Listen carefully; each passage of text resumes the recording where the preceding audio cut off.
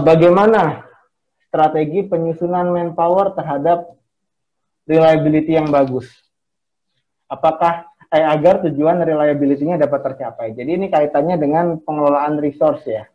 Apakah ada beberapa tips dan trik terkait hal ini? Seperti itu pertanyaannya. Silahkan pendapat dari Bapak Koko.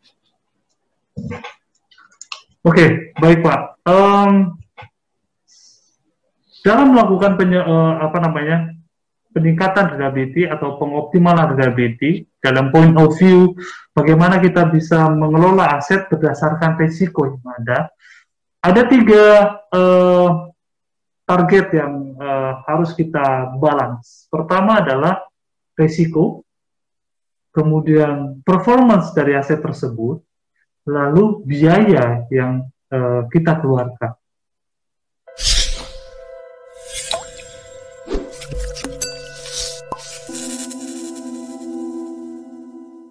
Assalamualaikum warahmatullahi wabarakatuh. Selamat siang, selamat datang semua kepada Bapak dan Ibu. Terima kasih atas kehadirannya, keluangan waktunya untuk bisa kembali berpartisipasi pada webinar dari PT Tiara Vibrasindo pada kali ini.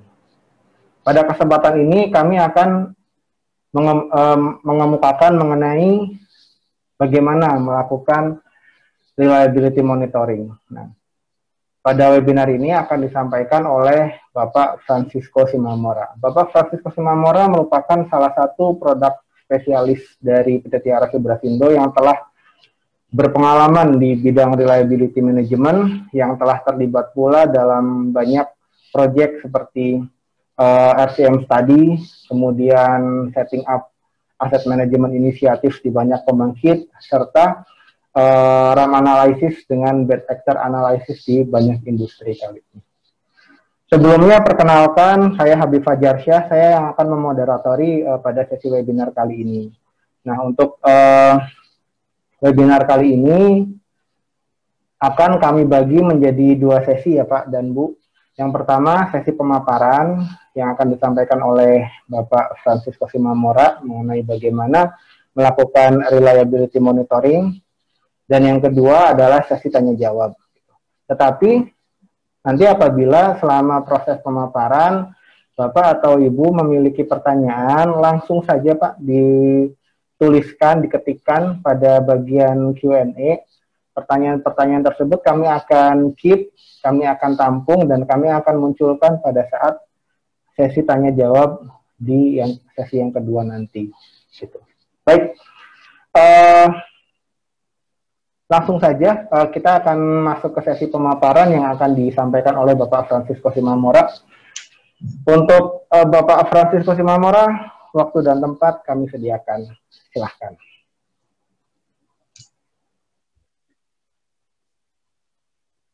Baik, terima kasih Pak Habib.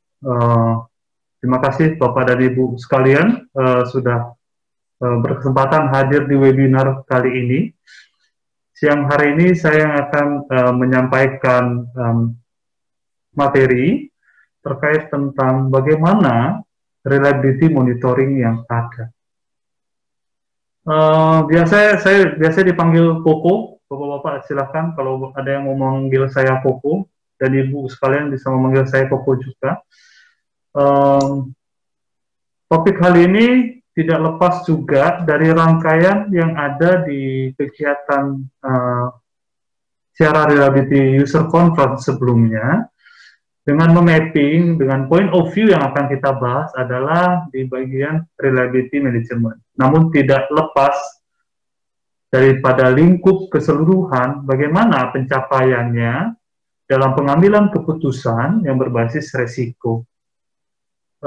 Silakan untuk menampilkan presentasinya. Slide berikutnya.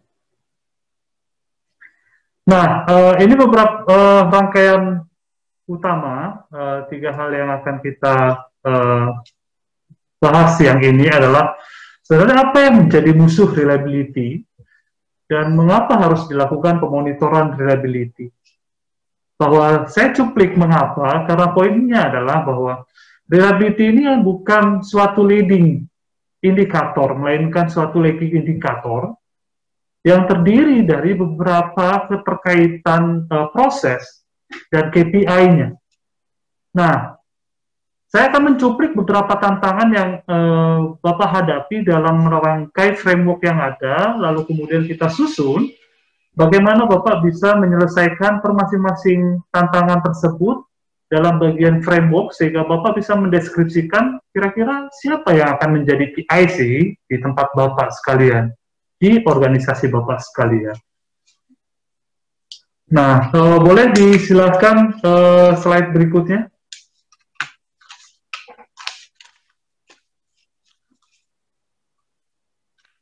Baik, di tampilan Bapak-Bapak ini adalah merupakan Tiara Lane script. Kemudian cuplikannya adalah alur berpikir bagaimana peningkatan kontribusi aset. Tampilan sebelah kiri Bapak-Bapak merupakan informasi alur informasinya, kemudian di sebelah kanan merupakan alur ekspektasinya.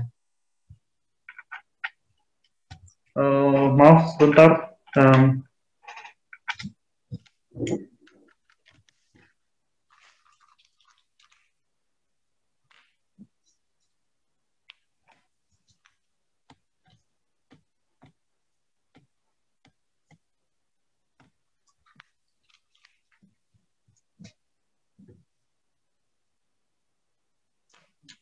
Nah, di sisi kanan Bapak-Bapak, expectation flow, dan sebelah kiri information flow, cuplikannya, kata kuncinya, dan target utama kita merupakan asset management. Asset management, bahwa keputusan yang kita akan hasilkan nanti adalah merupakan keputusan yang berdasarkan informasi risiko dan menyeimbangkannya dengan performa aset serta pembiayaannya. Nah, mencuplik juga apa yang akan kita bahas kali ini dengan point of view reliability management, bahwa reliability management merupakan salah satu step supaya kita bisa mencapai proses pengambilan keputusan dalam rangka berbasis risiko tersebut.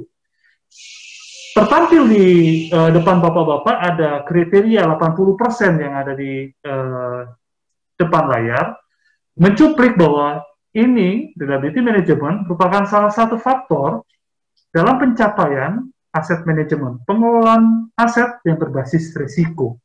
Hal-hal yang lain untuk mendukung proses reliability management dan aset manajemen adalah pengelolaan kondisi dan pengelolaan teknologi BD.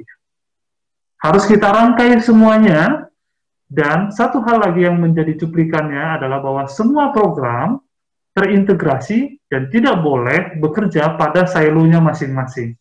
Itu poin yang paling penting yang menjadi pembahasan dalam pengelolaan aset berbasis risiko. Nah, kita cuplik terkait dengan reliability. Boleh tampilan slide selanjutnya? Nah, kita tahu bahwa setiap perusahaan atau perusahaan kita menginginkan bahwa aset yang dimilikinya itu tetap sehat, tetap reliable, tetap berproduksi dengan kemampuan yang sesuai dengan operating konteksnya, sesuai dengan fungsinya. Dan tidak ada perusahaan yang menginginkan asetnya itu rusak ataupun fail.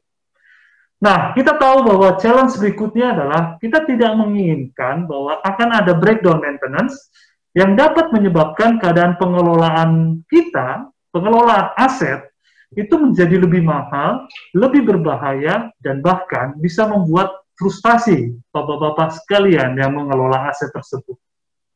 Overtime bertambah, jadwal kita untuk continuous improvement dihalangi dengan masalah-masalah yang tiba-tiba saja terjadi dan terkait dengan kegagalan failure. Nah,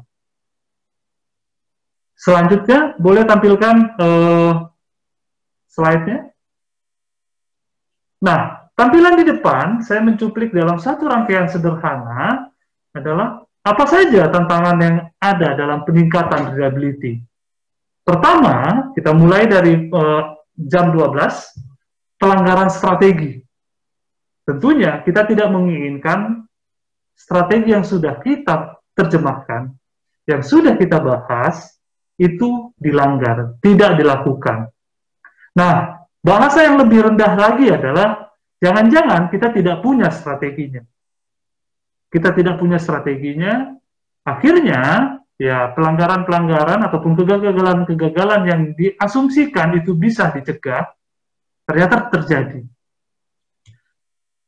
Strategi yang sudah kita terjemahkan dalam konteks yang ketiga, itu tidak dilakukan dengan baik, akhirnya pekerjaannya pun berulang, kita sudah lakukan, namun terjadi lagi.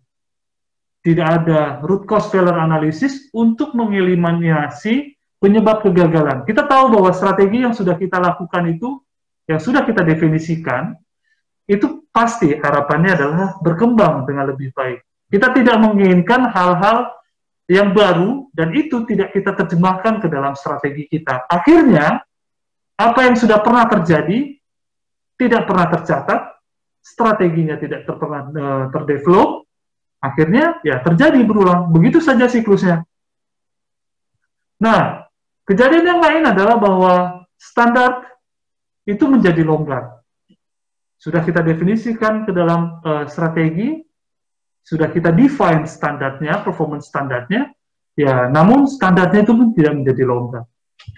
Kemudian, karena standar yang sudah longgar, kemudian kejadian yang terus berulang, akhirnya resource yang digunakan itu hanya kesehariannya itu untuk memperbaiki kondisi yang breakdown tadi. Nah, balik lagi, sudah sibuk dengan kondisi yang breakdown tadi, kita tidak sempat untuk menjalankan strategi yang sesuai, akhirnya adalah kita tidak sempat pula memikirkan apa continuous improvement-nya. Akhirnya backlog semakin banyak, perbaikannya pun yang dilakukan semakin buruk, kualitasnya menjadi lebih rendah. Point of view-nya yang berikutnya adalah bahwa efeknya yang akan kita rasakan adalah bahwa kita posisinya dalam proses bisnis peningkatan reliability, personilnya semakin dikurangi, biayanya pun semakin ditekan. Nah, berikutnya adalah motivasi menjadi menurun, karena lawannya adalah budget sudah ditekan, breakdown maintenance semakin banyak, kegagalan terus berulang, continuous improvement tidak dilakukan, kita tidak tahu teknologi apa yang berkembang untuk membantu kita tidak tahu dan tidak bisa mengembangkan kompetensi apa yang bisa membantu pengembangan di perusahaan kita. Akhirnya, ya saran pun untuk pengembangan itu tak diajukan lagi. Ide apa yang mau diberikan semakin merosot. Kita tidak tahu apa yang mau dikembangkan. Nah, tampilan selanjutnya, boleh next, sepertinya Bapak-Bapak, saya akan ada polling, ada beberapa pertanyaan, boleh ditampilkan.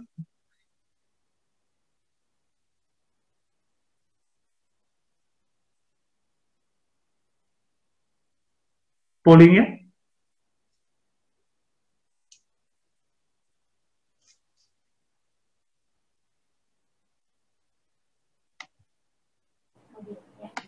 Oke. Baik. Apakah semoga sudah muncul ya pertanyaan pollingnya. Jadi polling yang pertama ini, yang pertanyaannya adalah kondisi apa yang umum Bapak atau Ibu hadapi. Jadi di sini ada 4 pilihan. Pilihan yang pertama, RCM dilakukan namun langsung masuk ke dalam perpustakaan. Jadi just do it, kemudian setelah itu udah disimpan dokumennya. Kemudian data operator dan data PDM banyak diaplikasikan saat breakdown atau korektif. Kemudian yang ketiga, banyak resource yang digunakan untuk kondisi breakdown. Jadi resource keserap ya, sekiranya ada breakdown di sana. Kemudian yang keempat, banyak waktu Bapak atau Ibu yang habiskan untuk kegiatan rutin, terjebak dalam kegiatan administratif, dan sedikit waktu untuk memikirkan pengembangan berkelanjutan. Silakan Bapak dan Ibu bisa direview, direfleksikan ke dalam apa yang saat ini Bapak dan Ibu alami. Monggo kami berikan waktu kurang lebih selama 1 menit. Baik, silakan. Sudah semua masuk hasilnya? Kita berikan waktu 1 menit, Kak Habib. Iya, 1 menit. Kita tunggu feedback dari audiens terlebih dahulu. Untuk saat ini memang yang dominan itu adalah banyak waktu yang dihabiskan dalam menjalani rutinitas day to day. Sehingga untuk memikirkan sustainable improvement-nya atau perkembangan yang berkelanjutannya itu hanya sedikit waktu yang teralokasikan di sana. Betul. Dominan sekali pilihan nomor C tersebut. Adapun untuk yang A itu insya Allah tidak ada pilihan, sehingga semua dari audiens ini melaksanakan apa yang telah menjadi studi SCM-nya. Oke, cukup ya. Saya pikir ini final untuk pilihan yang paling dominan itu lebih dari 60% itu yang pilihan terakhir. Kemudian yang kedua itu pilihan nomor 3, banyak resource yang digunakan untuk kondisi breakdown, dan kemudian 13% data operator dan data BDM banyak diaplikasikan saat breakdown atau korektif. Nah, silakan dari Pak Koko, apa tanggapannya terhadap hasil polling ini? Oke, baik Pak. Terima kasih buat Bapak-Bapak. Mudah-mudahan ini menjadi motivasi dalam penyelenggaraan webinar ya. Jadi di sela waktu rutinitas Bapak untuk menyelesaikan pekerjaan yang rutinitas ini, kami bisa share knowledge, memberikan ide baru, kemudian apa guideline-guideline yang terbaru, apa yang terjadi yang ada di industri sebelah sana, memudahkan Bapak untuk mendapatkan informasi, wah ternyata saya mendapat knowledge yang baru dan mungkin bisa diaplikasikan di tempat Bapak-Bapak. Nah, ini bisa menjadi motivasi bagi kami. Terima kasih Bapak-Bapak. Dan yang pastinya kami akan semakin memantapkan lagi, menyampaikan dalam bentuk yang kreatif, yang terbaru, inovasi-inovasi apa yang terjadi di sana, terkait dengan bagaimana peningkatan kehandalan dan bagaimana kita bisa mengembangkan strategi penyesuaian risiko terhadap performance dan cost yang ada. Nah, dari tantangan yang dalam kurva seperti bentuk pompa tadi, kita klasifikasikan. Nanti boleh dibantu Pak Habib untuk next slide.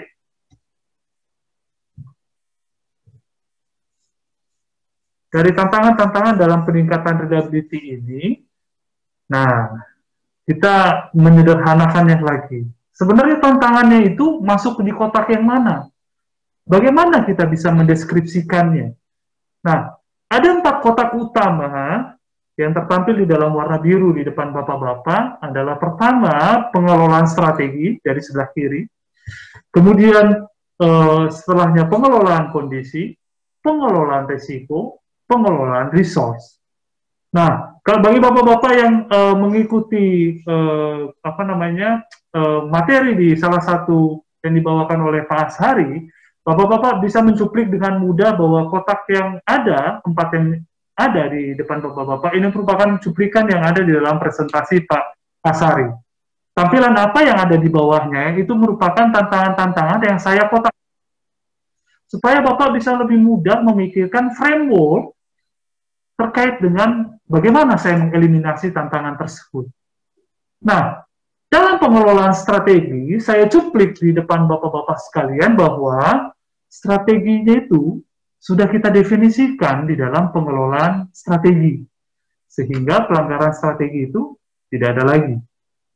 Kita tetapkan, kita standarisasi nilainya, supaya itu bisa menjadi guideline minimum, bahkan guideline terbaik untuk mencapai pengelolaan reliability yang lebih baik pula, yang lebih optimal pula. Nah, berikutnya masuk ke kotak pengelolaan kondisi. Kalau Bapak-Bapak sudah bisa memberikan informasi, mencuplik, mengimplementasikan strategi yang ada di kotak sebelumnya tadi, Bapak-Bapak dengan mudah bisa mendeskripsikan sebenarnya kegagalan apa yang bisa saya cegah, kegagalan apa yang saya monitor, teknologi apa yang sesuai untuk memonitornya. Sehingga repair-repair yang dilakukan itu bisa langsung spesifik, straight to the point, bahwa saya mau memperbaiki failure mode tertentu. standar pun sudah bisa dikelola dengan baik, point of view-nya sudah ada targetnya, sehingga standar pun bisa menjadi konstan, stabil, dan bisa dilakukan dengan terbaik pula. Nah, pengelolaan strategi sudah dilakukan, pengelolaan kondisi sudah dilakukan, akhirnya Bapak-Bapak dengan mudah mencuplik nilai berapa besar nilai risiko yang saya kelola. Kalau Bapak-Bapak mengalami breakdown maintenance, maka prioritisasinya adalah bahwa itu yang akan selalu menjadi dominan.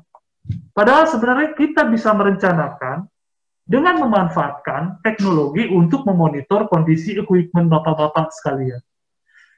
Nah, pengelolaan risiko bisa dilakukan dengan baik, sehingga prioritisasi dalam pengelolaan resource itu bisa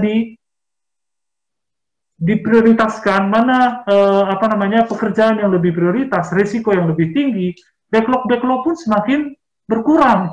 Bisa kita optimalkan, bisa kita kelola dengan baik, dengan mempertimbangkan resource yang ada, baik itu personil ataupun uang yang mau kita kelola untuk membayar kalau ada pihak ketiga yang akan membantu kita. Breakdown bisa dicegah karena kita sudah melakukan pemonitoringan, kemudian resource yang digunakan saat breakdown pun itu bisa kita kelola dengan baik. Mana yang bisa dilakukan oleh pihak ketiga untuk meng-cut semua fenomena breakdown maintenance, mana kompetensi yang cocok yang kita kembangkan untuk mengelola strategi yang ada, itu bisa kita cuplik, bisa kita kelola dengan baik. Nah, sehingga setiap leading indikator dalam proses-proses ini itu Bapak bisa cuplik, bisa Bapak eliminasi, dan siapa yang terlibat di dalam kotak-kotak tersebut, pada framework yang ada. Nah, berikutnya kita masuk kepada continuous improvement. Tantangan yang ada itu adalah RCFA tidak dilakukan.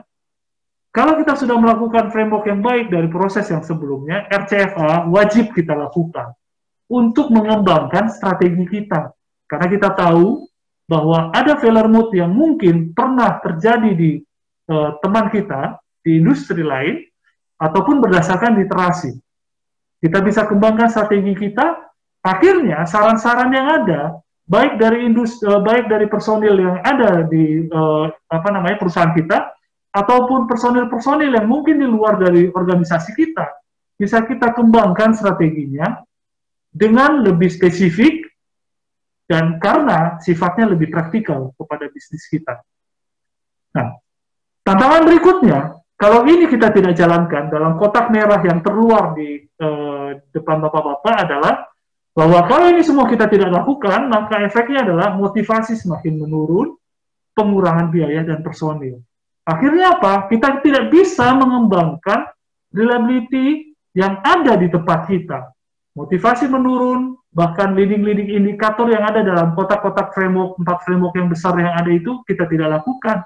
Apa yang mau kita harapkan untuk memonitor reliability kita? Apa yang mau kita harapkan untuk meningkatkan reliability kita?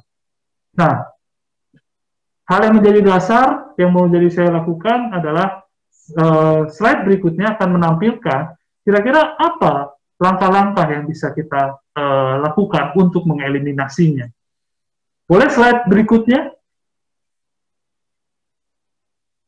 Nah, kita masuk ke kotak yang pertama, pendefinisian strategi. Yang kita pahami adalah bahwa yang kita kelola saat ini adalah aset, performa aset. Performa aset yang baik, kita bisa menyeimbangkan berapa besar nilai risiko yang mau kita kelola, dan bagaimana pembiayaannya.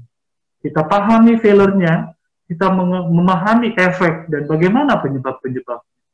Sehingga kita bisa mendefinisikan teknologi apa, cara apa untuk memitigasi, mendeteksi, bahkan mengelola failure yang ada. Sehingga kita sudah develop strateginya, sudah kita ada arahnya, guideline-nya, bagaimana langkah yang terbaik dan menyeimbangkan dengan biaya yang ada. Nah, slide berikutnya untuk kita lihat dalam analoginya. Nah, ini equipment. Equipment kita lindungi Analoginya lingkaran merah yang ada di luar. Lingkaran pertama yang dekat sekali dengan equipment, kemudian lingkaran kedua dalam organisasi mendefinisikan strateginya. Nah, apa yang terjadi kalau, boleh next slide?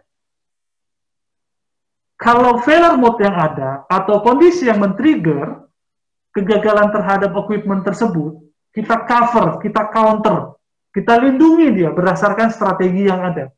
Sehingga adalah setiap kejadian-kejadian itu tidak akan langsung kena kepada equipment kita.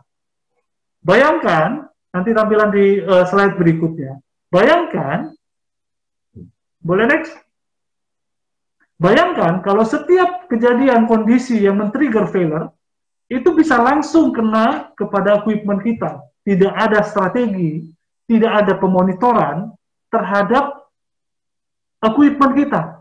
Yang terjadi adalah semuanya langsung kena, semuanya langsung menghantam equipment kita. Equipment pun menjadi fail, reliability-nya pasti tidak semakin baik. Kondisi yang kita hadapi adalah dengan mudahnya equipment itu akan kena breakdown maintenance. Nah, boleh slide berikutnya. Kita sudah definisikan strateginya. Slide berikutnya adalah bagaimana kita memahami kondisi equipment kita. Balik-balik lagi bahwa aset yang kita kelola, failure yang mau kita coba. Nah, satu hal yang menjadi catatan dalam pengelolaan kondisi adalah bahwa saya percaya, yang saya takutkan adalah bahwa data-data operation parameter, data-data PDM, data-data yang dilakukan saat PM, itu semuanya pada kantong masing-masing Bapak. Bapak akan memasukkan tangan Bapak untuk mengambil semua informasinya berdasarkan dari kantong-kantong tersebut.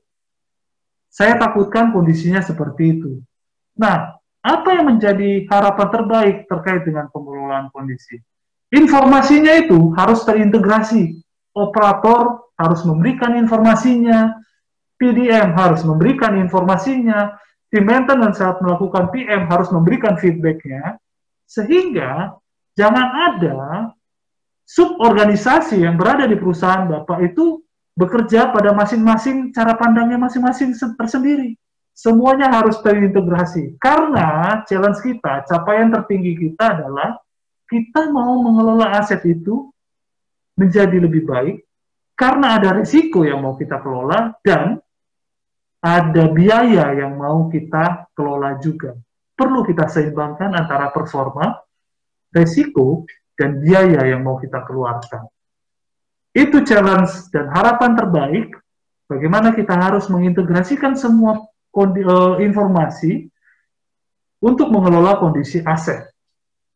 Boleh tampilan berikutnya, slide yang,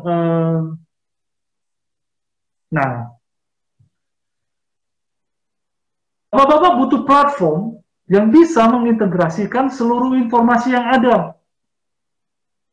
Tampilan di depan Bapak-bapak, setiap teknologi itu harus ada integrasinya, dimasukkan informasi tersebut, supaya ada deskripsi, ada orang yang bisa menyimpulkan kondisi tersebut berdasarkan informasi teknologinya atau metode pemonitoran aset. Ini yang menjadi harapan terbaik supaya ada integrasinya dan ada yang menyimpulkan kondisi asetnya. Sehingga Bapak bisa mendeskripsikan next improvement atau next slide atau next platform, Bapak-bapak dengan mudah bisa mendeskripsikan risikonya. Boleh slide berikutnya? Selanjutnya, kita akan mendeskripsikan risikonya. Pertama, pendefinisian strategi sudah kita lakukan, konsekuensi yang terjadi bisa kita pahami, failure mode-nya, dan strateginya apa. Nah, kita memahami konsekuensi di kotak pendefinisian strategi. Berikutnya adalah pengelolaan kondisi. Kita tahu implementasinya, kita integrasikan, sehingga probability kegagalan terhadap suatu aset, ingat point of view-nya balik-balik ke aset, kita bisa tahu dan bisa mengkuantifikasikan probability-nya. Akhirnya dengan mudah, dengan secara langkah lebih sederhana lagi, kita bisa mengkuantifikasi nilai risiko dari setiap failure mode yang mungkin terjadi pada equipment kita. Tampilan di depan, slide berikutnya, ini merupakan salah satu cara dalam mendeskripsikan risiko, mengkuantifikasikan risiko dalam nominal mata uang tertentu. Boleh? Next slide. Nah, ini cara kami dalam mengkuantifikasikan nilai risiko. Pertama, tentunya langkah step awalnya adalah bahwa basicnya adalah kita tahu konsekuensi yang kita hadapi, kita pahami bagaimana besar probability failure mode tersebut untuk menggagalkan equipment. Sehingga kami bisa mendeskripsikan berapa besar nilai risiko yang akan kita hadapi nantinya. Tercuplik dalam current risk itu, nilai risiko yang sekarang. Kalaupun nanti kita di-challenge untuk menunda perbaikan yang ada, atau di-challenge untuk melihat kira-kira apa yang bisa kita optimalkan dalam pekerjaannya, PM nanti, itu kita bisa mapping berapa besar nilai risiko yang akan kita kelola, dan dibandingkan dengan berapa besar nilai nominal yang dikeluarkan untuk memitigasi failure tersebut. Konsep ini menjadi salah satu salah satu cara bagaimana pengambilan keputusan yang mungkin bisa kita kelola saat ini. Berapa besar nilai risiko yang kita hadapi, kuantifikasinya dalam nilai mata uang tertentu. Akhirnya, Bapak-Bapak dengan mudah membandingkan berapa besar antara biaya yang mau kita keluarkan. Harapannya seperti ini. Boleh lanjut untuk pengelolaan resource, slide berikutnya. Nah, dalam pengelolaan resource, balik lagi kita ke kotak kuning dan kotak hijau, ini point of view-nya aset, failure, dan risiko yang sudah kita mapping di proses sebelumnya. Nah, akhirnya prioritisasi yang ada dalam memprioritaskan resource yang ada untuk memitigasi failure, itu kita bisa mapping dengan mudah, kita mana memprioritaskannya, karena informasi risikonya itu sudah ada. Dan pengelolaan risikonya, pencapaiannya, itu bisa kita manfaatkan informasinya. Selanjutnya, kita bisa memasukkan langkah berikutnya terkait dengan bahwa langkah berikutnya adalah pengembangan berkelanjutannya. Tampilan slide berikutnya. Nah, apa yang bisa kita harapkan dalam pengembangan berkelanjutan? Pertama adalah komitmen. Kita tahu bahwa proses sebelumnya itu harus terintegrasi. Kita tahu bahwa strategi yang ada harus dikembangkan, pengelolaan condition harus dikembangkan, pengelolaan resource harus dikembangkan. Itu semua butuh komitmen. Bagaimana kita bisa mengintegrasikannya sehingga kita bisa meningkatkan reliability-nya. Hal yang lain adalah bahwa dalam pelaksanaan pengembangan berkelanjutan, optimalisasi reliability, itu tidak ada Superman ataupun Gatot Kaca yang yang menjadi superhero dalam melakukan kotak-kotaknya. Ingat kata kuncinya bahwa semuanya harus terintegrasi, semuanya harus saling support. Kalau ada satu step yang gagal dalam framework yang ada, maka runtuhlah semua harapan kita. Berikutnya, saran-saran yang ada itu harus diperhatikan, feedback-feedback yang ada. Jangan lupa feedback-feedback yang Bapak masukkan ke dalam work order, feedback-feedback yang Bapak masukkan ke dalam PM, work order, itu sebenarnya ada yang memperhatikan. Nah, jadi saat ini harapannya adalah bahwa kalaupun sekarang pesertanya itu ada yang di tim eksekusi, tolonglah feedback-feedback yang Bapak masukkan itu benar-benar berharga. Jangan sampai Bapak mengisinya itu dengan asal-asalan, atau bahkan mengisinya itu berdasarkan point of view Bapak. Tolong informasikan, berikan feedback yang baik, supaya informasi yang Bapak berikan itu di dalam CMMS itu menjadi feedback yang baik pula dalam pengembangan strategi yang ada. Nah, sehingga semua yang membuat strategi, semua yang melakukan proses PDM, semua yang mengelola resource, itu bisa mengoptimalkan informasi yang ada. Nah, berikutnya, slide berikutnya. Kalau nggak salah, masih ada satu pertanyaan ya, untuk polling ya. Boleh dibantu ditampilkan.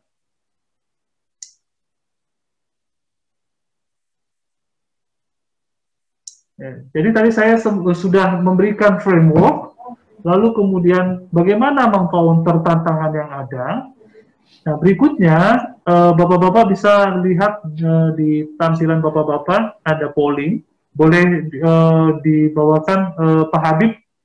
Oke, baik. Untuk polling yang kedua ini, silahkan Bapak bisa diberikan feedbacknya. Untuk yang polling kedua ini pertanyaannya, setelah mengetahui bagaimana cara menghadapi tantangan, apa yang menjadi hambatan terbesar Bapak atau Ibu saat ini?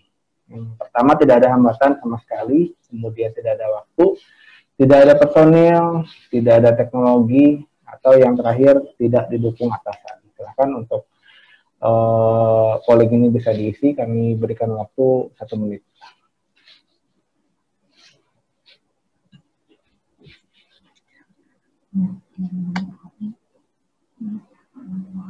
Oke, sambil menunggu terisinya polling, saya ucapkan terima kasih terhadap 60 orang attendance yang telah berpartisipasi di webinar kali ini. Insya Allah webinar ini kami akan konsistenkan ya Pak, sebagai wahana kami untuk bisa sharing teknologi atau sharing best practice dan menjalin komunikasi dengan Bapak. Sekiranya pun ada feedback terhadap penyelenggaraannya, jangan ragu sampaikan kepada personil Tiara ataupun siapapun yang Bapak kenal. Bagaimana hasilnya? Bisa ditampilkan barangkali? Oke. Nah, di sini yang dominan itu poin yang ketiga dengan kelima ya, tidak ada personil dan tidak didukung atasan. Ini menarik sekali. Jadi ada yang dominan tidak didukung atasan nih, selain tidak ada personil ini. Bagaimana komentarnya dari Bapak Koko sendiri? Oke, baik Pak. Nah, untuk yang ini saya mungkin bisa memberikan motivasi bahwa mulailah dari apa yang sudah Bapak miliki saat ini. Karena saya tahu bahwa ingat dan saya selalu membicarakan bahwa semua prosesnya ini continuous improvement. Yang penting, apa yang Bapak lakukan saat ini adalah sudah berdasarkan dari definisi strategi yang ada.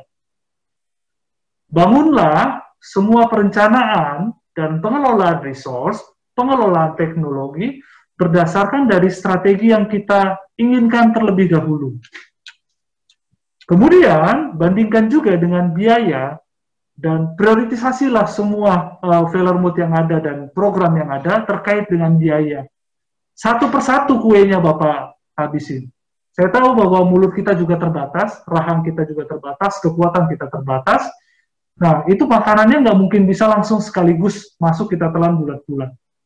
Nah, itu yang point of view-nya. Karena point of view yang lain adalah bahwa Bapak sudah lihat framework-nya, kemudian Bapak bisa point of view-nya lihat di mana peranan saya yang terbesar, di mana saya bisa mengoptimalkan tantangan yang ada, mengeliminasi tantangan yang ada. Kemudian, bawakanlah framework yang ini, bahwa saya butuh keterlibatan organisasi lain kepada atasan Bapak. Supaya point of view-nya adalah ini, program pengembangan reliability, ini bukan tanggung jawab satu orang saja. Ini merupakan cuplikan bahwa setiap orang mempunyai kontribusi untuk meningkatkan kehandalan di tempat Bapak-Bapak sekalian. Itu yang bisa saya sampaikan Pak Habib. Kasih pemaparannya pada masuk ke sesi tanya jawab. Izinkan terlebih dahulu saya menyampaikan apa yang telah Bapak Po sampaikan sebagai kesimpulan. Jadi terkait dengan bagaimana melakukan reliability monitoring, ada 5 framework yang Bapak bisa jalankan, Bapak atau Ibu bisa jalankan. Yang pertama, framework yang pertama adalah definisi strategi ya, pendefinisian strategi dari organisasi itu sendiri. Kemudian yang kedua, masuk ke dalam pengelolaan kondisi atau kondisi manajemen di sini. Kemudian masuk ke dalam framework yang ketiga adalah pengelolaan risiko ya di sana. Dan yang keempat, pengelolaan resource, serta yang kelima adalah sustainable improvement-nya. Jadi 5 framework itu yang Bapak bisa gawangi, Bapak bisa jalankan untuk memastikan keberjalanan reliability monitoring di organisasi Bapak dan Ibu. Baik, mari kita masuk ke dalam sesi tanya jawab. Ini ada beberapa pertanyaan yang mengemuka. Pertanyaan pertama dulu, ini langsung jawab ya. Satu pertanyaan langsung jawab Pak, biar lebih tersampaikan. Interaktif. Yang pertama, bagaimana strategi penyusunan manpower terhadap reliability yang bagus? Apakah agar tujuan reliability-nya dapat tercapai? Jadi ini kaitannya dengan pengelolaan resource ya. Apakah ada beberapa tips dan trik terkait hal ini? Seperti itu pertanyaannya. Silahkan pendapat dari Bapak Koko. Oke, baik Pak. Dalam melakukan peningkatan reliability atau pengoptimalan reliability dalam point of view bagaimana kita bisa mengelola aset berdasarkan risiko yang ada 3 target yang harus kita balance. Pertama adalah risiko, kemudian performance dari aset tersebut, lalu biaya yang kita keluarkan. Nah, pengelolaan resource terkait dengan peningkatan reliability ini, point of view-nya adalah itu masuk kepada strategi mana yang mau kita pilih. Strategi mana yang mau kita pilih, ini menyangkut besar berapa nilai konsekuensi yang mau kita kelola. Tentunya, semakin besar nilai konsekuensi yang mau kita kelola, kemudian itu menyangkut juga besar biaya yang mau kita kelola. Nah, harapannya adalah dengan informasi sudah Bapak definisikan strateginya, Bapak definisikan konsekuensinya, berapa besar biaya yang mau kita keluarkan dalam mengelola konsekuensinya. Tentu akan ada nilainya, stage-nya.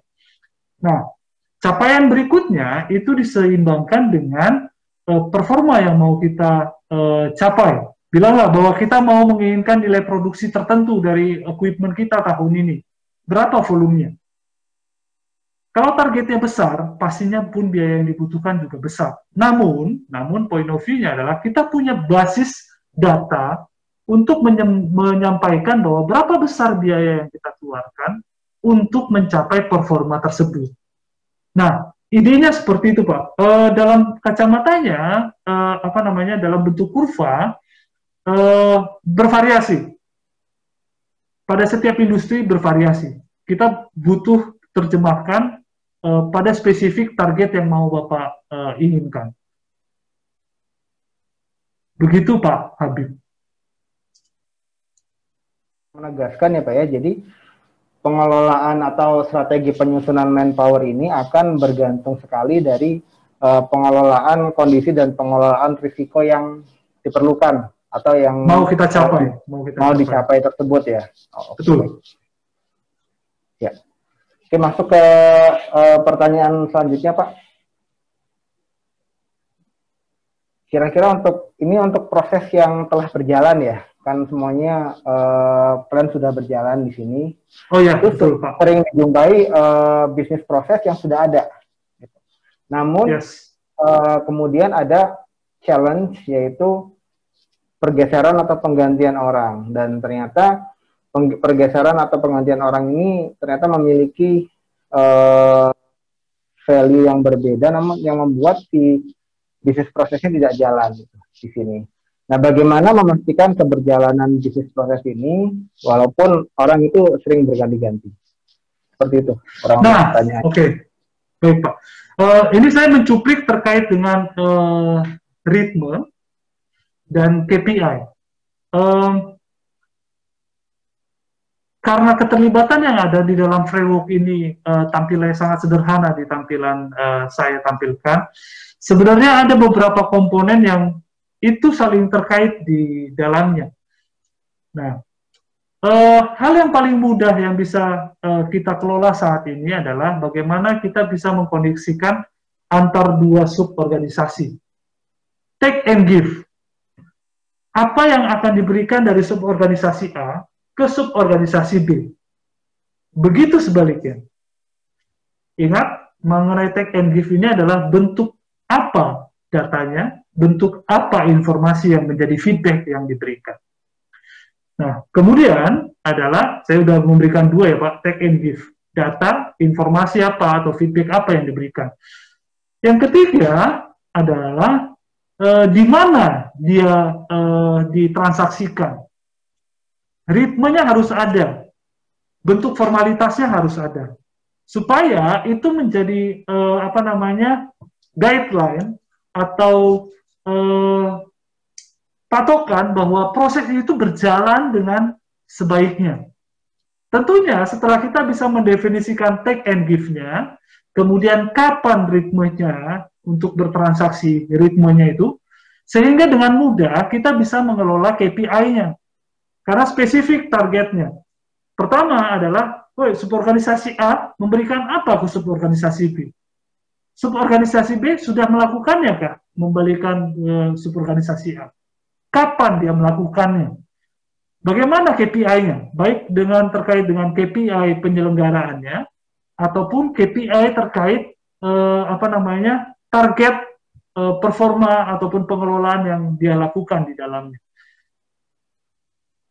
Jadi, saya akan tegaskan lagi bahwa dalam melakukan pemonitoran KPI dengan hal yang sederhana, Bapak bisa cuplik dalam dua suborganisasi tertentu yang terkecil yang ada, apa yang diberikan, apa feedbacknya, kapan melakukannya, bagaimana bentuk KPI-nya.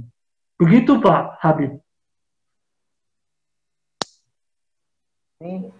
Itu setidaknya diperlukan 2 poin ya. Yang pertama, transaksi informasi dengan datanya, dan yang kedua, point of transaction-nya ya, kapan dia ditransaksikannya ya. Supaya ketika walaupun berganti personil, dia tetap bisa menjalankan fungsinya. Seperti itu ya Pak? Iya, betul Pak. Oke. Baik, ada pertanyaan lanjutan di sini. Apa standar atau kriteria yang dipakai untuk menentukan future risk tersebut? Ini mungkin kaitannya dengan slide presentasi yang telah Bapak sampaikan ya. Oke. Nah, standar yang ada ataupun bentuk cuplikan pengolahan data yang ada di tampilan Bapak-bapak ini sudah sudah dikemukakan oleh EPRI, Organisasi Power Resource yang ada di Amerika Serikat. Bahkan ini sudah sejak awal tahun 2000-an dideskripsikan. Nah, basis datanya dari saya cuplik bukan standar, tapi suatu dasar organisasi mana yang mengemukakannya terlebih dahulu. Tentunya ini masih banyak tarik ulurnya. Tarik ulur ini organisasi power resource. Saya membutuhkan untuk industri yang itu. Namun, dalam bahasa matematikanya, Bapak-bapak bisa mencupliknya itu dalam Weibull faktor 8. Pendekatannya adalah bahwa kita bisa mendeskripsikan pergeseran nilai risiko yang ada. Tentunya, ini probability. Probability ini menyangkut apa dasar informasi yang Bapak peroleh sekarang. Dan kalau ada berubah informasinya, tentu kurvanya berubah pula. Nilai probability-nya pun berubah pula. Apa yang Bapak tetapkan sekarang, itu berdasarkan informasi yang Bapak peroleh saat ini. Untuk berikutnya, dalam rangka pengambilan keputusannya, itu Bapak harus monitor juga. Adakah trendingnya kenaikan, stagnan, atau justru ada fenomena yang mengagetkan bahwa probabilitasnya jadi lebih rendah. Namun, semua pengambilan keputusannya itu sudah di-mapping dalam satu step yang lebih daripada hanya probability kapan akan failure itu muncul, namun berapa besar pengelolaan risiko yang mau kita hadapi. Begitu Pak Habib. So, ini akan sebanding dengan probability of failure dari suatu asetnya ya Pak ya? Iya, dan betul Pak. Probability of failure ini direpresentasikan dengan Weibull, kurva Weibull yang sesuai dengan guideline dari EPRI, sesuai dengan yang telah Bapak sampaikan ya? Iya, benar. Oke, baik Pak. Kemudian ada satu pertanyaan lagi yang cukup menarik nih, bagaimana cara kita memaparkan benefit dari mengelola keandalan daripada hanya mengelola pemeliharaan kepada manajemen. Jadi mengkomunikasikan benefit dari pengelolaan keandalan ini kepada manajemen agar mendapatkan dukungan yang lebih baik. Karena yang ditawarkan oleh reliability itu adalah failure yang dapat dihindari. Jadi mungkin pengertiannya failure yang dapat dihindari itu kan ya nggak kebayang gitu berapa keuntungannya seperti itu Pak. Oke, baik. Ya, kondisi yang saya mungkin bilang dalam point of view yang kondisi yang terburuk dulu, Pak Habib. Pertama adalah Bapak bandingkan kalau ternyata program maintenance itu melakukannya dalam kondisi breakdown saja. Oke, itu kondisi yang benar-benar yang terburuk. Nah, berikutnya adalah dari kondisi yang ada saat ini yang menjadi challenge Bapak adalah bagaimana program maintenance itu di dasar pengambilan keputusannya atau dasar informasi feedback yang ada itu untuk mencuplik bagaimana kondisi equipment-nya. Yang saya takutkan adalah bahwa Bapak-Bapak melakukan PM dengan asumsi bahwa Bapak-Bapak hanya mengeliminasi failure. Ingat cuplikan kalimatnya bahwa yang saya takutkan adalah bahwa pelaksanaan PM yang Bapak-Bapak lakukan, point of view-nya hanya untuk mengeliminasi failure. Bukan mencari informasi bagaimana kondisi aset kita. Yang saya takutkan itu. Nah, point of view-nya bisa digeser bahwa semua pelaksanaan PM itu harus ada feedback-nya, bukan hanya semata-mata ya udahlah selesai, PM-nya sudah selesai, equipment-nya sudah running, bagus. Berarti kondisinya adalah PM-nya sukses. Bukan. Yang mau kita cuplik adalah ada nggak informasi yang mungkin kalau ada kegagalan yang terjadi itu bisa mengakibatkan equipment tersebut failure di waktu yang akan datang. Itu yang harus sebenarnya di salah satu hal yang dicuplik. Itu pula lah yang dilakukan oleh operator. Bukan hanya datanya itu bukan hanya dicuplik saat ada corrective failure baru dibuka. Tapi bagaimana memonitor kondisi aset yang ada berdasarkan dari operation parameter. Adakah trending yang naik? Bagaimana performa equipment-nya dari point of view dari data-data yang dimiliki oleh operator. Begitu juga dengan PDM. PDM itu bukan semata-mata hanya hanya dioptimalkan kalau ada korektif. Ya, ini misalignment Pak, ini unbalance tolong dibalancing. Pak, ini natural frekuensi tolong dicari defleksinya. Di mana saya harus memberikan counter mass? Di mana saya harus menambah kekakuannya? Bukan hanya semata-mata seperti itu. Tapi kita harus one step ahead. Operator harus bisa mendeteksi apa kondisi asetnya. PM harus bisa mencari tahu bagaimana PM yang saya lakukan itu bisa memapping kondisi aset kita. Yang ketiga, yang PDM adalah bagaimana hasil data PDM itu juga bisa meng-capture kondisi asetnya. Nah, ingat cornerstone-nya, batu penjurunya, bahwa setiap informasi yang ada di tempat Bapak itu untuk meningkatkan, mereview, melakukan pengembangan berkelanjutan untuk meningkatkan strategi kita supaya equipment tersebut lebih reliable. Karena tidak ada failure yang terjadi secara tiba-tiba. Semuanya ada simptomnya. Hal yang menjadi challenge yang kita hadapi saat ini, saya juga, dimanapun itu, adalah bagaimana kita mengenali simptomnya. Dari mengenali simptomnya, kita bisa mengetahui bagaimana kita meningkatkan strateginya. Itu, Pak Habib. Oke. Mungkin saya agak sedikit memperjelas lagi ya maksud dari pertanyaannya. Jadi pertanyaannya itu hendak meyakinkan pihak manajemen untuk melakukan pengelolaan kehandalan. Nah, problemnya itu adalah ketika kita bicara profit ya, profit dari operation kan ada duitnya gitu. Tetapi dari pengelolaan kehandalan ini kan kalkulasinya itu adalah duitnya itu terkesan tidak ada gitu, yaitu karena sifatnya failure yang dapat dihindari, cost avoidance. Nah, cost avoidance ini kan mungkin bayangannya nggak kelihatan gitu, sulit untuk dikuantifikasi gitu, Mas. Nah, jadi bagaimana atau informasi apa yang perlu disampaikan untuk meyakinkan pihak manajemen ini bahwa reliability management work untuk dilakukan? Ya, tadi point of view tadi pertama kalau dibandingkan dengan kondisi breakdown. Point of view yang kedua adalah bagaimana kita memapping kondisi si equipment. Nah, memapping kondisi equipment tentu berangkat dari failure symptom. Failure symptom itu bisa mereview atau men-trigger, mengeliminasi faktor-faktor pendukung apa yang mencegah, faktor-faktor pendukung apa yang bisa mengakibatkan failure itu terjadi. Nah, analogi yang lain adalah bagaimana faktor safety.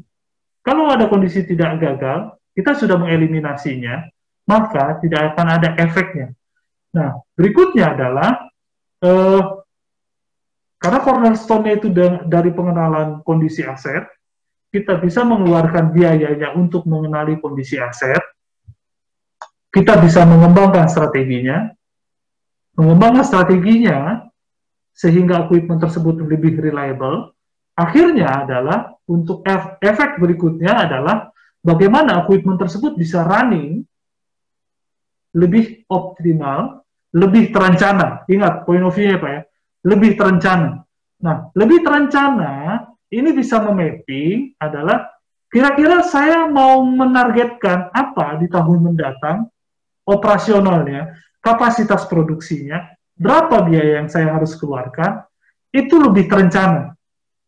Semua informasinya, semua pengambilan keputusannya, itu berdasarkan informasi kita. Begitu, Pak Habib. Berarti dapat dipahami Pak bahwa dalam mengelola suatu plan, selain kita berbicara mengenai revenue ya, kita juga bicara mengenai optimasi cost ya. Dan dengan program reliability management ini yang disasar itu adalah optimasi cost-nya. Nah, kurang lebih seperti itu jawaban dari pertanyaan ini. Kemudian ada pertanyaan lagi, bagaimana caranya menghitung nilai reliability jika data failure dari suatu equipment tidak lengkap atau tidak terupdate oleh CMMS? Oke, ya, itu menjadi challenge yang banyak, apalagi kalau samplingnya cuma satu. Hal yang mau saya bilang adalah berangkat dari informasi yang kita miliki saat ini dulu. Itu landasan pertama. Kita berangkat dari informasi yang kita miliki lebih dulu, yang ada sekarang. Nah, yang kedua, kalaupun memang Bapak organisasi perusahaan Bapak besar, Bapak cari info dari tempat lain juga. Dari site lain, dari platform lain, dari plan lain, supaya Bapak-Bapak bisa mengkombinasikan datanya. Nah, yang ketiga, point of view-nya. Kalau Bapak-Bapak tidak bisa masuk ke dalam spesifik failure mode, ini karena menyangkut terkait dengan live data analysis, kalau Bapak-Bapak memang saat ini tidak bisa masuk ke dalam nilai spesifik dalam nilai failure mode, mulailah lebih dulu dari level equipment. Saya tahu bahwa ini tidak spesifik, tapi kita mau mengangkat isu adalah bahwa inilah informasi yang kita miliki saat ini ke atasan Bapak. Kalaupun memang nanti ada pengembangan berkelanjutan, nah kita tahu basis datanya. Basis datanya ini perlu dikembangkan lagi. Source-nya ada, atau platformnya ada, atau di mana database Bapak akan menyimpannya, nah itu bisa direview lagi. Harapannya seperti itu. Kalaupun ada penekanan jawaban boleh diingatkan lagi Pak Habib. Ya, jadi mungkin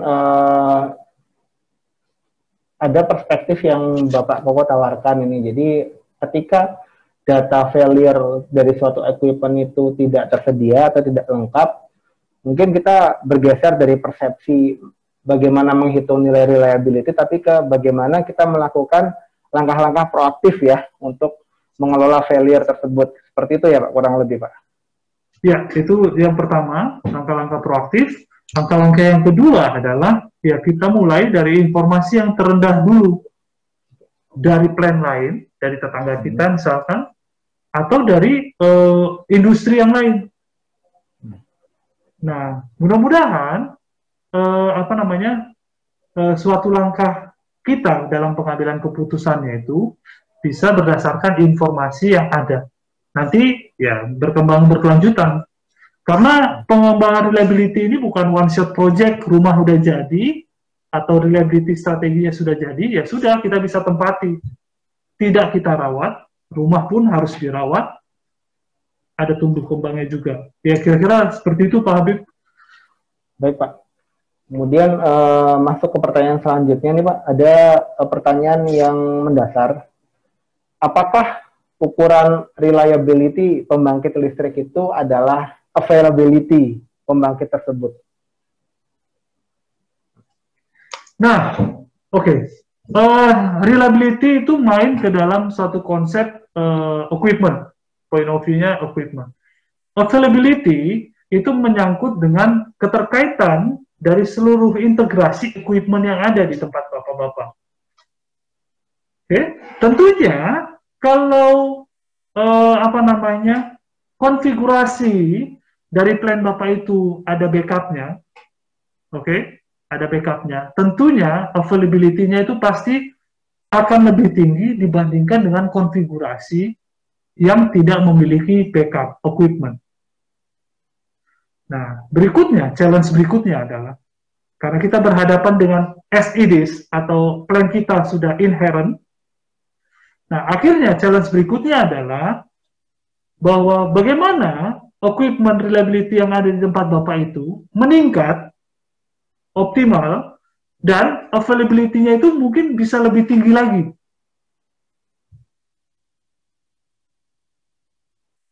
Nah, point of view-nya yang ada sekarang itu adalah di level lagging indicator, benar-benar lagging Pak. Karena itu dipengaruhi dari konfigurasi equipment. Yang mau kita kelola sekarang adalah reliability-nya si equipment. Bagaimana supaya itu bisa lebih optimal? Sehingga kalau kita bisa meningkatkan reliability equipment yang tadi, availability yang si plan tadi itu bisa lebih tinggi lagi. Itu target pembahasan kita saat ini, Pak.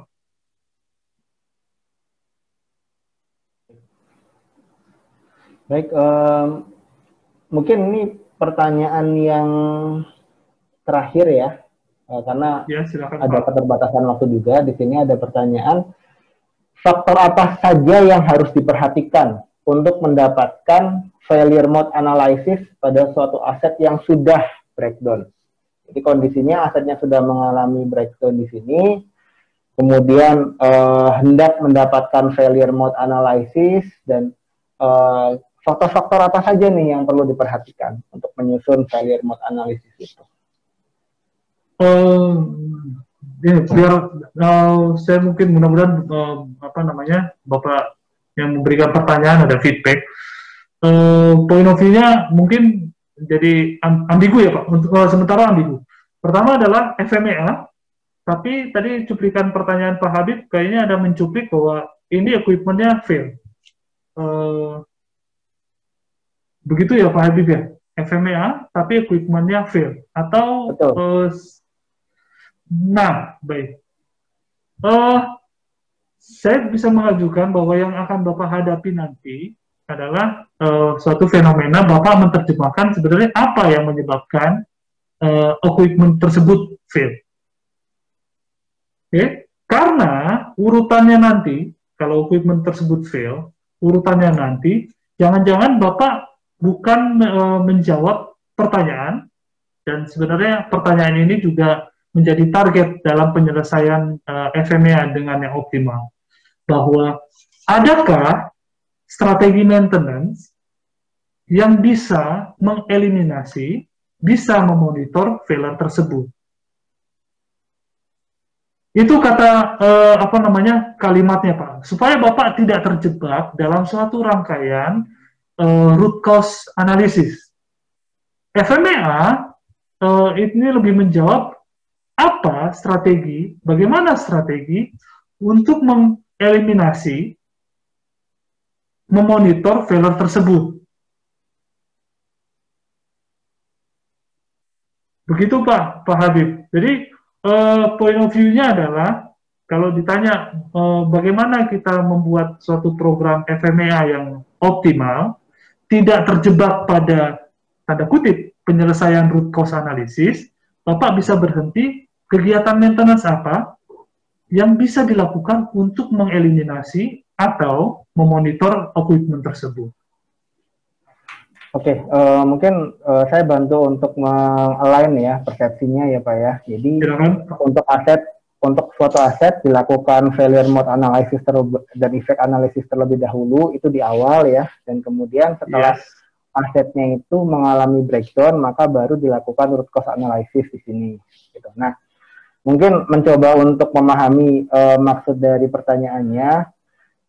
Ketika asetnya itu mengalami breakdown dan dilakukan RCFA, root cause failure analysis, nah kira-kira faktor apa nih yang harus diperhatikan untuk melaksanakan RCFA dengan baik tersebut? Nah, kalau dikaitin dengan proses FMEA atau strategi yang sudah kita develop sebelumnya. Nah, maksud Bapak daftarkan failure mode apa yang terjadi di equipment kita. Failure mode, failure effect, dan failure cause yang bisa kita cuplik untuk equipment tersebut. Nah, bahasa sederhananya adalah dalam menawarkan diri dalam proses pengeliminasian root cause tersebut, Bapak bisa membuat pertanyaan, kira-kira tim maintenance bisa melakukan apa ya? Kira-kira tim PDM bisa mendeteksi apa ya?